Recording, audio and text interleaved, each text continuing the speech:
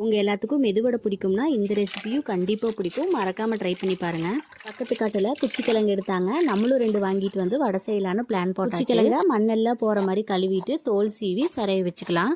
இதை மிக்சி ஜாரில் போட்டு வரமிளகா 2, சீரகம் கொஞ்சம், கருவேப்பிலை கொஞ்சம் போட்டு தண்ணி விடாமல் அரைச்சி எடுத்துக்கலாம். இதில் ஆல்ரெடி தண்ணி இருக்கும்.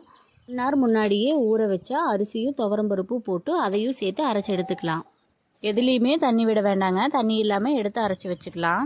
இது ஒரு பக்கம் எடுத்து வச்சுட்டு இன்னொரு சைடு பொடி பொடியாக நறுக்கின பெரிய வெங்காயம், அது கூட பச்சை மிளகா ப்ளஸ் கருவேப்பிலை இந்த 3ஐயும் போட்டு ஒரு சுத்து மட்டும் போட்டு எடுத்து வச்சுக்கலாம்.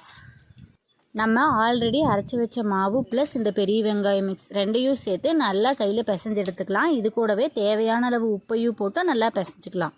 அவ்வளோதான், மெதுவடைக்கு மாவு ரெடி. இது வேணும்னா நீங்கள் கொத்தமல்லி தழை கூட சேர்த்துக்கலாம். இது எண்ணெயில் போட்டு பொரிச்சு எடுத்தோம்னால மொறுமொறுன்னு கிறிஸ்பியாக இருக்கும்.